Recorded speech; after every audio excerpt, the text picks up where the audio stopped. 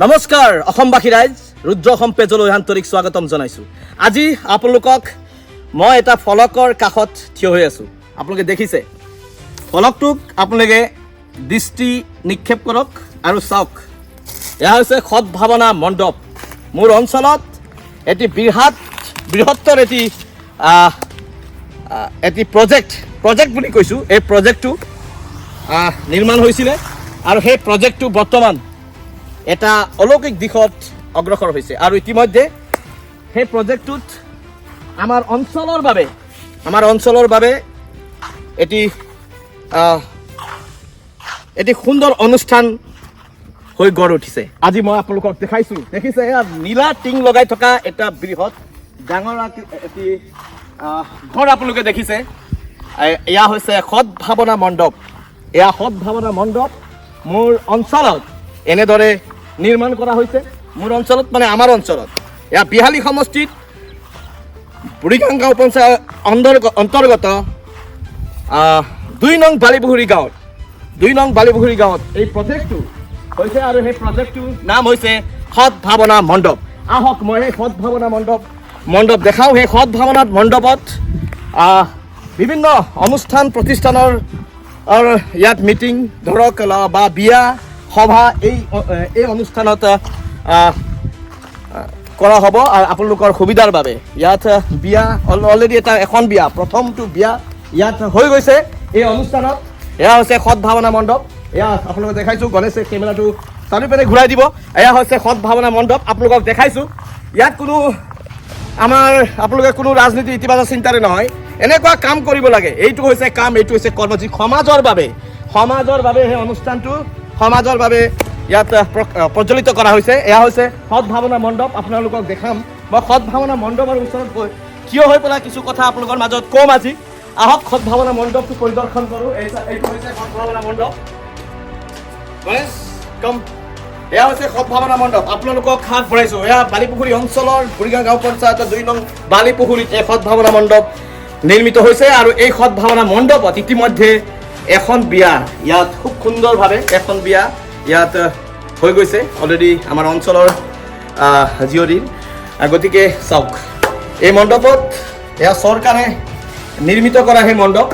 আমি বিভিন্ন সময়ত বিভিন্ন দৃষ্টিভংগীৰে চৰকাৰখনক বা কিছু কথা কওঁ, কিন্তু বাস্তৱত কিছুমান ব্যক্তিগত কিছু কথাসমূহ যাতে আমি ৰাজনীতিৰে বিশ্লেষণ কৰিব নালাগে। যিটো বাস্তৱত যিটো প্ৰযোজ্যবোধ, সমাজৰ যিটো প্ৰযোজ্য আছে, সমাজ কিয়ৰ ওপৰত নিৰ্ভৰ কৰে। এটা ভোটাৰে কোনো এজন প্ৰাৰ্থীক ভোট প্ৰদান কৰি সেই প্ৰাৰ্থীৰ পৰা বহু আশা কৰে। সমাজে আশা কৰে উন্নয়নৰ, অঞ্চলৰ উন্নয়নৰ, ব্যক্তিগত উন্নয়নৰ কথা বাদ দিয়ক।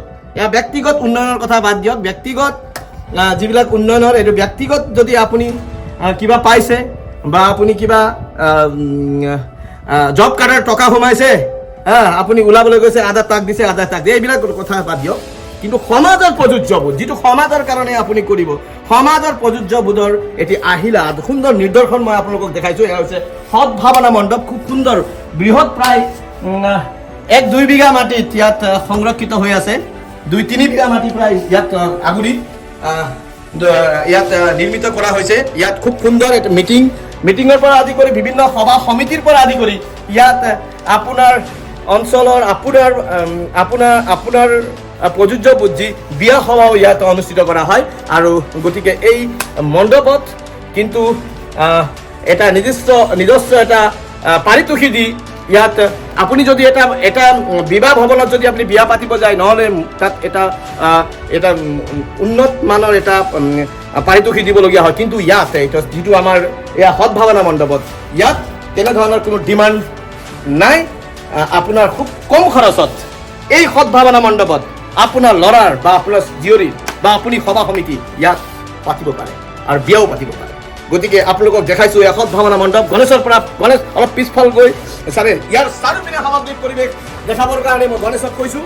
এয়া হৈছে সদ্ভাৱনা মণ্ডপ। এয়া আমাৰ অঞ্চলৰ যি সদ্ভাৱনা মণ্ডপ আপোনালোকক দেখাইছোঁ। এয়া হৈছে সদ্ভাৱনা মণ্ডপ, য'ত আমাৰ অঞ্চলৰ আপোনাৰ পুত্ৰ কন্যা বা মিটিং সভা সমিতি আপোনালোকে ইয়াত খুব সুন্দৰকৈ বিয়াও পাতিব পাৰিব। গতিকে আপোনালোকে চাওক, এয়া হৈছে সদ্ভাৱনা মণ্ডপ। আপোনালোকক মই দেখাইছোঁ। ৰুদ্ৰ অসম পেজৰ পৰা আজি বিশেষ এই ভিডিঅ' আগবাঢ়িছোঁ। বহুত দিনৰ পৰা ভিডিঅ' নিৰ্মাণ কৰিম বুলি ভাবিছোঁ, যিটো বাস্তৱত হোৱা কথাটো ক'ব ক্ষমতা সকলো থাকিব লাগিব। যিটো বস্তু হৈছে সেইটো বস্তুক কোৱাৰ ক্ষমতা সকলো থাকিব লাগিব। সেই কথা ৰুদ্ৰ অসমে কেতিয়াও অৱজ্ঞা নকৰে। সেই কথা যিটো প্ৰাচুৰ্যবোধ সেই সকলো কথা ৰুদ্ৰ অসমে দাঙি ধৰিব। আজি আপোনালোকক দেখাইছোঁ, এয়া হৈছে সদ্ভাৱনা মণ্ডপ আৰু গণেশে দেখাই আছে আজি সদ্ভাৱনা মণ্ডপ। আপোনালোকে চাওক, ইয়াত আপোনাৰ পুত্ৰ কন্যাৰ বিবাহৰ পৰা আদি কৰি মিটিং সভাও ইয়াত অনুষ্ঠিত কৰিব পাৰিব। চাওক, এয়া সদ্ভাৱনা মণ্ডপৰ পৰা আজি বিশেষ এই ভিডিঅ' আপোনালোকলৈ আগবঢ়াইছোঁ ৰুদ্ৰ অসম পেজৰ পৰা। সকলোৱে এবাৰ চিঞৰি চিঞৰি কওক, জয় আই অসম।